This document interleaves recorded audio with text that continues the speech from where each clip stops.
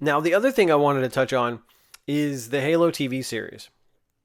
That premiered this past week on March 24th, so I think this past Thursday, if I'm not mistaken, on Paramount Plus. And it's kind of been interesting to watch this come out, see fan reactions to it, especially gamers, non-gamers, all the like, and kind of see how it's doing. And I want to get into that, but first I want to point out that this has been a long time coming. And in my opinion, a bit late. Because the original Halo on the original Xbox came out in 2001. And it is now 2022. So we're, 20 years later, we're now getting this cross-media, TV show. Especially the state that Halo's in. Albeit Halo Infinite, I think, has revitalized a lot that 343 has lost over the years with Halo 4 and 5. But I still think it's not where it needs to be, albeit it is still an important franchise for Microsoft and Xbox.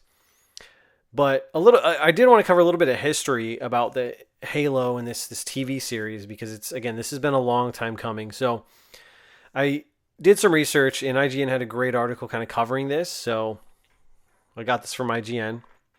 But there were original movie talks all the way back in 2005. So this process of getting Halo, the franchise, onto the screen really started back in 2005. And it was stated that Microsoft they shopped it around once they kind of got a good script and everything to different movie studios.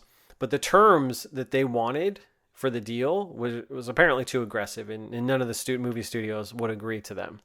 So that kind of shot that down. And then, if you recall, back in 2013, a TV series was announced, and they said Spielberg was tied to the project.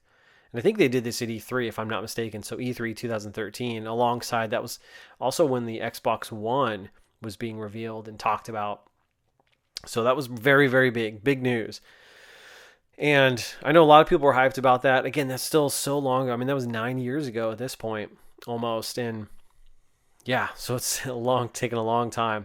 And so I know that's had I think director changes, writer changes. They couldn't land on the story and all the like. Like, I know it's been a troubled development. And then now it's here. So again, back in 2005 is when the movie talks started. It didn't come to fruition. And then this TV series was originally announced back in 2013. And I believe, if I recall correctly, it was announced for Starz, that network. But that never happened. And then eventually found a home at Paramount Plus here recently. But it's here, and it's really hit and miss, I think, with a lot of folks. And looking at the Rotten Tomatoes scores, which is always interesting because you again, like Metacritic, you can see the critic score and then the user score. But I gotta say, looking at them, and I looked at this yesterday at the time of this recording, the critic score is sitting at 60 and the user score is at 61. And I think that user score has kind of been going down, if I'm not mistaken. So, because it was higher at one point. So, not that great, but not as bad as it could be, I guess. So it's kind of sitting there in the middle. I think what's being provoked from this TV series is really kind of a mixed reaction. And I think one of the big things about this, actually, there's two main things.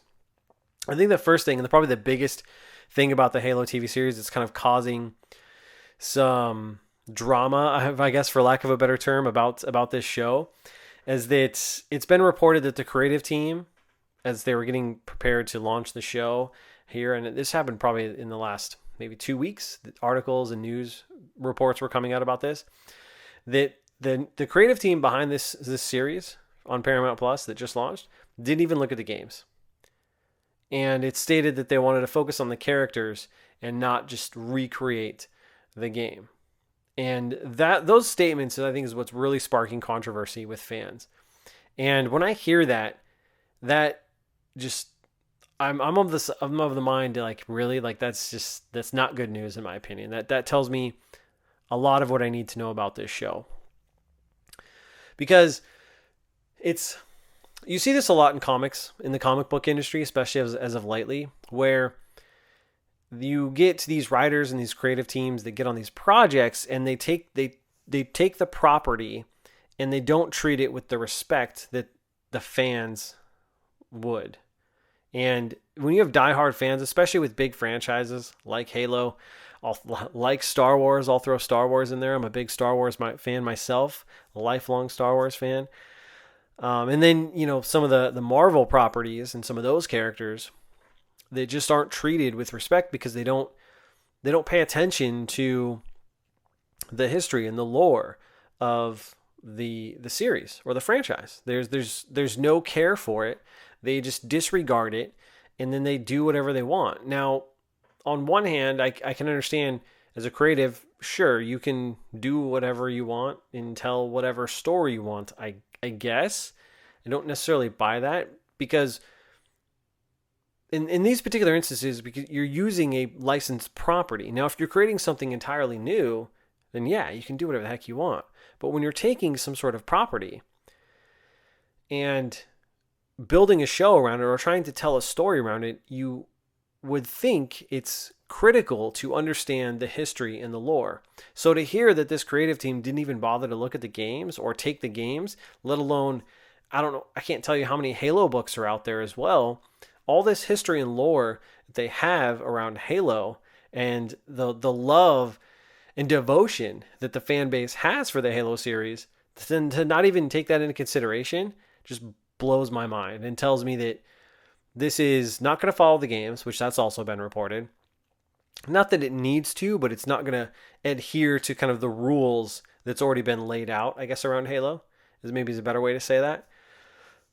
And they're going to just do whatever they want. They're going to tell whatever story they want and use the property to tell a story. And not to get too political, but this happens a lot in where things get politicized. You see, especially in comics. Like comics is the greatest example, where you see characters that are tokenized or gender bent or race swapped for the sake of being race swapped or gender bent to fit that kind of diversity quota. And rather than respect the lore and treat the characters with respect and tell stories within those confines, or if they want to be, in quotes, inclusive or diverse, then go make new characters. There's nothing wrong with that. But it seems like a lot of these people are just so creatively bankrupt that they need to take a franchise, twist it, disregard all the history, and tell whatever story they want to push whatever political message or that they want. And again, I'm not saying that's what Halo's doing specifically, but you see this a lot where you get these creative teams that don't give a shit about the lore of these franchises. And just kind of seeing that controversy kind of play out and hearing how it's being reported just does not leave me optimistic for this series. Now, I do want to watch it.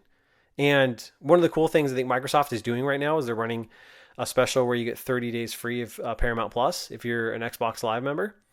I can't remember if it's just Gold tier or Game Pass or whatever, but it'll pop up in your profile. So I do want to do that and watch some of the series, see if it's something I'll like. But I'm not optimistic, kind of hearing that going in. Thanks for tuning in to this clip from the Gamecite Chronicles podcast. You can tune in to new episodes every week, Mondays at 9 a.m. Pacific Standard Time. Be sure to drop a like, subscribe, and leave a rating on your favorite podcast platform. And until next time, I'm Bonfire, and I will see you online.